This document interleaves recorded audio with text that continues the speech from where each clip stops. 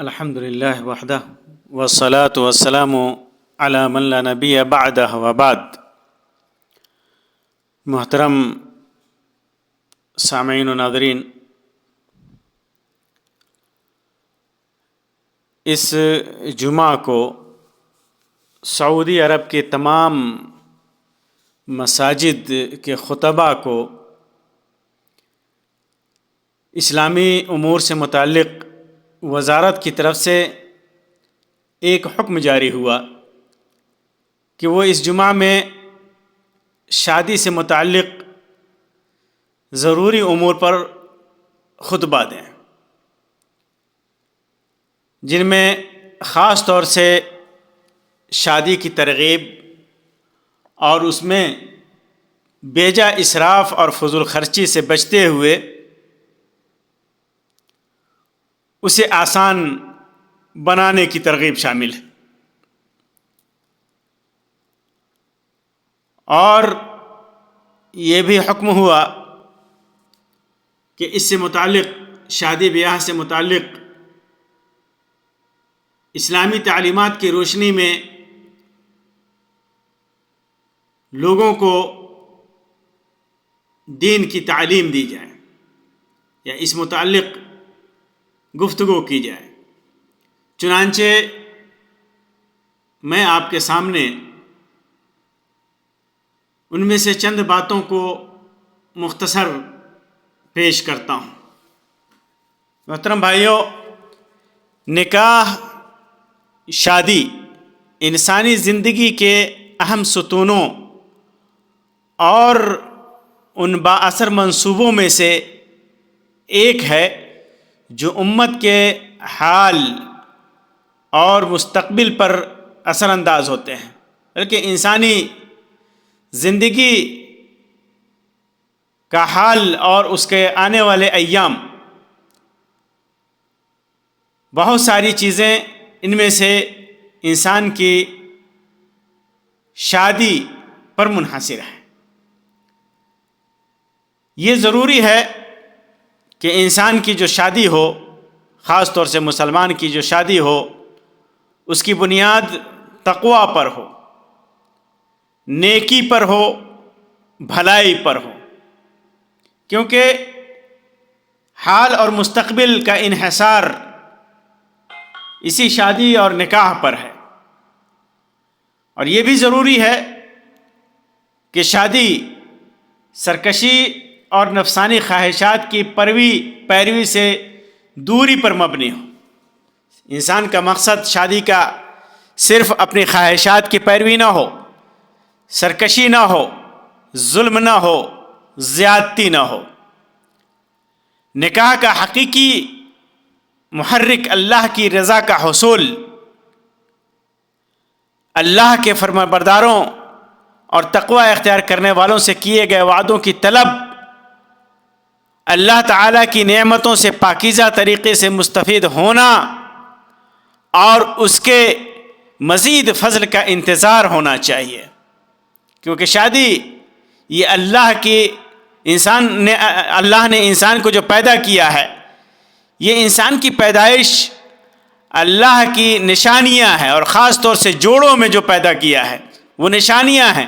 اس لیے اس کا مقصد اور محرک وہ اللہ کی رضا ہونی چاہیے۔ اللہ تعالیٰ فرماتا ہے وَمِنْ آيَاتِهِ أَنْ خَلَقَ لَكُم مِّنْ أَنفُسِكُمْ أَزْوَاجًا لِتَسْكُنُوا إِلَيْهَا وَجَعَلَ بَيْنَكُم مَّوَدَّةً وَرَحْمَةً إِنَّ فِي ذَلِكَ لَآيَاتٍ لِقَوْمٍ يَتَفَكَّرُونَ۔ اور اللہ کی نشانیوں میں سے ہے کہ تمہاری ہی جنس سے بیویاں پیدا کی تاکہ تم ان سے آرام پاؤ۔ اس نے تمہارے درمیان محبت اور ہمدردی قائم کر دی۔ یقیناً غور و فکر کرنے والوں کے لیے اس میں بہت ساری نشانیاں ہیں۔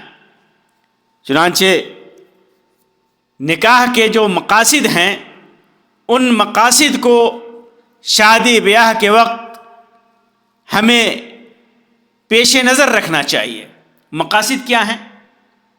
چند پوائنٹ میں ہم اس کو بیان کریں تو وہ اس طرح بیان کر سکتے ہیں کہ نظروں کو، نگاہ کو نیچی رکھنا اور شرمگاہوں کی حفاظت کرنا، اسی طرح پردہ پوشی کرنا اور عصمت و حرمت کی پاسداری کرنا، صالح اولاد کی، نیک اولاد کی طلب اور ان عظیم فوائد کا حصول مقصد ہو جو اللہ تعالیٰ نے نکاح سے وابستہ کیے ہیں۔ جو بھی نکاح کے جو فائدے ہیں اور فوائد کا جو حصول ہیں وہ مقصد سامنے ہو، صالح اور نیک اولاد کی طلب ہو۔ اسی طرح اللہ کے بندوں میں کی تعداد میں اضافہ ہو۔ خاص طور سے مسلمانوں کے لیے یہ حکم ہے کہ امت کی تعداد میں اضافہ کرو، کیونکہ قیامت کے دن دیگر امتوں کے مقابلے میں نبی کریم صلی اللہ علیہ وسلم کی امت کی کثرت اور اس پر آپ صلی اللہ علیہ وسلم کا فخر، یہ سبب ہے بندوں کی تعداد میں اضافہ۔ اسی طرح نیکی اور تقوی کے کاموں میں ایک دوسرے کا تعاون کرنا، ایک دوسرے کا مقصد کرنا۔ شادی کے بعد انسان، دو خاندان آپس میں جڑ جاتے ہیں تو ان کے کاموں میں، ان کے نیک کاموں میں، خاص طور سے نیکی اور تقوی کی بنیاد پر اللہ کے لیے ایک دوسرے کا تعاون کرنا، مدد کرنا، یہ بھی مقصد ہونی چاہیے۔ اسی طرح برائی اور ہلاکت کے راستوں کو بند کرنا، زناکاری کو بند کرنا اور پاک دامنی کو رواج دینا، عصمت اور عفت کو رواج دینا، یہ مقصد ہونی چاہیے۔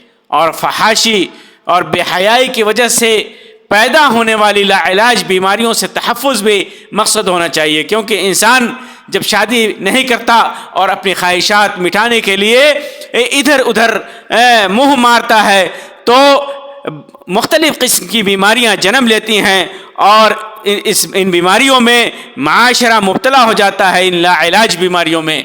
اسی طرح شادی کا ایک مقصد ایک مسلمان کے لیے یہ بھی ہونا چاہیے کہ یہ رسولوں کی سنت ہے، رسولوں کی سنت ہے، کیونکہ رسول شادی کیا کرتے تھے اور یہ گمراہوں اور منحرف لوگوں کے راستے سے بچنا بھی ہے۔ جو لوگ گمراہ اور منحرف ہوتے ہیں وہ شادی نہیں کرتے، اور جب انہیں خواہش ہوتی ہے، جب اپنے نفسانی خواہشات کو مٹانا ہوتا ہے تو وہ غلط راستوں کا انتخاب کرتے ہیں۔ چنانچہ نکاح کے مقاصد بلند، اس کی غایات عالی شان، اس کی خیر کثیر اور اس کے فوائد بے شمار ہیں۔ نکاح محض بوجھ اٹھانے یا خواہش پوری کرنے کا نام نہیں ہے، بلکہ یہ اس سے کہیں زیادہ بلند و برتر ہے۔ یہ انس و محبت اور رحمت کا رشتہ ہے، نسل کی بقا اور آل و اولاد، بیٹوں اور پوتوں کی صورت میں خاندان کی بنیاد ہے۔ یہ خاندان کی تعمیر ہے بلکہ پورے معاشرے کی تعمیر ہے۔ یہ ایک عظیم مقصد اور پاکیزہ ہدف ہے۔ چنانچہ اہل ایمان و تقوی کو چاہیے کہ اللہ تعالیٰ کی اطاعت، اس کی رضا جوئی اور پاک دامنی کے خواہش مند بندوں کی مدد کے لیے شادی کے اور نکاح کے معاملات کو آسان بنائیں اور اس کے اسباب کو سہل کریں۔ اللہ تعالیٰ کا ارشاد ہے وَأَنكِحُوا الْأَيَامَ مِنكُمْ وَالصَّالِحِينَ مِنْ عِبَادِكُمْ وَإِمَائِكُمْ وَإِنْ يَكُونُوا فُقَرَاءَ يُغْنِهُمُ اللَّهُ مِنْ فَضْلِهِ وَاللَّهُ وَاسِعٌ عَلِيمٌ وَلْيَسْتَعْفِفِ الَّذِينَ لَا يَجِدُونَ نِكَاحًا حَتَّى يُغْنِيَهُمُ اللَّهُ مِنْ فَضْلِهِ، اور اپنے میں سے بے نکاح مردوں اور عورتوں کے نکاح کر دیا کرو، یہ حکم ہے اللہ تعالیٰ کا، اور اپنے نیک بخت غلاموں اور لونڈیوں کے بھی نکاح کر دیا کرو۔ اگر وہ مفلس ہوں گے تو اللہ تعالیٰ انہیں اپنے فضل سے غنی کر دے گا، اور اللہ بڑی وسعت والا اور علم والا ہے۔ اور جو نکاح کی طاقت نہ رکھتے ہوں انہیں چاہیے کہ پاک دامنی اختیار کریں، عفت اختیار کریں، یہاں تک کہ اللہ انہیں اپنے فضل سے غنی کر دیں۔ تو اس آیت کریمہ کے اندر اللہ تبارک و تعالیٰ نے نکاح کو آسان کرنے کا حکم دیا ہے۔ اللہ کے رسول صلی اللہ علیہ وسلم نے ارشاد فرمایا کہ جب تمہارے پاس کوئی ایسا شخص رشتہ لے کر آئے جس کے دین اور اخلاق سے تم مطمئن ہو تو اس سے نکاح کر دو، کیونکہ اگر تم ایسا نہیں کرو گے تو زمین میں فتنہ اور بڑا فساد برپا ہو جائے گا۔ کیونکہ جب انسان اچھے رشتے آنے پر اپنے بچوں کی شادی نہ کرے تو یہ بچے برباد ہوں گے اور غلط راستوں کا انتخاب کر سکتے ہیں تو زمین میں ایک فتنہ اور بڑا فساد برپا ہو سکتا ہے، خاندان میں لڑائیاں ہو سکتی ہیں۔ اللہ کے رسول صلی اللہ علیہ وسلم نے یہ بھی فرمایا کہ عورتوں میں سب سے زیادہ برکت وہ ہے جس کا مہر یعنی شادی کے اخراجات سب سے آسان ہو۔ سب سے برکت والا نکاح، سب سے برکت والی شادی وہ ہے جس کے اندر آسانی کی گئی ہو، ہر اعتبار سے آسانی کی گئی ہو۔ لہٰذا آدمی کو چاہیے کہ شادی بیاہ میں آسانی کرے، تنگی میں لوگوں کو نہ ڈالیں۔ خوشخبری، شادی کا نام سن کر کے لوگ خوش ہو جائیں، غریب بھی خوش ہو جائیں، مالدار بھی خوش ہو جائیں کہ یہ ایک ایسا موقع ہے کہ انسان اس کے اندر آسانی کر کے بہت سارے خیر اور نیکیوں اور بلند و بالا اخلاق کا سے متصف ہو سکتا ہے۔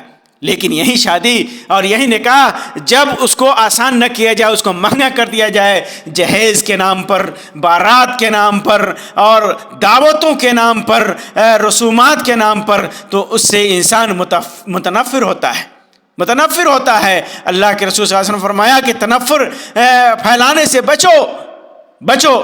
تو آج معاشرہ اتنا بگڑ چکا ہے کہ شادی بیاہ کو لوگوں نے تجارت کا سامان سمجھ رکھا ہے۔ شادی بیاہ کے موقع سے آپ دیکھ لیجئے، جیسے بازاروں میں سانڈ اور بکرے بکتے ہیں، اسی طرح دلہوں کو بیچا جاتا ہے بازاروں میں۔ 5 لاکھ 10 لاکھ، یہ گاڑی وہ گاڑی، شرم نہیں آتی ہے ایسے لوگوں کو، شرم نہیں آتی ہے۔ ایک تو وہ اسلامی تعلیمات سے دور ہوتے جا رہے ہیں، اللہ اور اس کے رسول کے احکام کی نافرمانی کر رہے ہیں، کافروں کا شیوا اختیار کر رہے ہیں، اور بھیک مانگنے میں انہیں شرم نہیں آتی، ڈکیتی کرنے میں انہیں شرم نہیں آتی۔ بجائے اس کے کہ شادی بیاہ کو آسان کیا جائے، لوگوں میں نفرت اور وحشت پیدا کرنے پر یہ تلے ہوئے ہیں۔ آج معاشرے میں، گاؤں دیہاتوں میں خاص طور سے جائیے کہ شادی بیاہ کا مطلب ہی بیچنا اور خریدنا ہو گیا ہے، اور انہیں شرم بھی نہیں آتے، اجٹ پن دکھاتے ہوئے کہتے ہیں کہ ہمارے بچوں کی شادی میں بچوں کی پڑھائی میں، اس کی زندگی، اس پر خرچہ کرنے میں اتنا خرچ آیا ہے، جو بھی دو گے اپنی بیٹی کے لیے دو گے، اپنے داماد کے لیے دو گے، یہ شرمندگی کی حد ہے۔ ایسے انسان کو چلو بھر پانی میں ڈوب مرنا چاہیے۔ یہ انسانیت کے بھی خلاف ہے، اللہ کے حکم کے بھی خلاف ہے اور شریعت کے بھی خلاف ہے۔ ایسے وقت میں انسان کو بچنا چاہیے۔ یہ رکاوٹیں ہیں شادی میں۔ اسلام نے نکاح کی رغبت دلائی ہے، اسے آسان بنانے کی تاکید کی ہے، اور ہر اس چیز سے، ہر اس کام سے روکا ہے جو اس کے سکون کو غارت کر دے یا اس کے راہ میں رکاوٹ بنے۔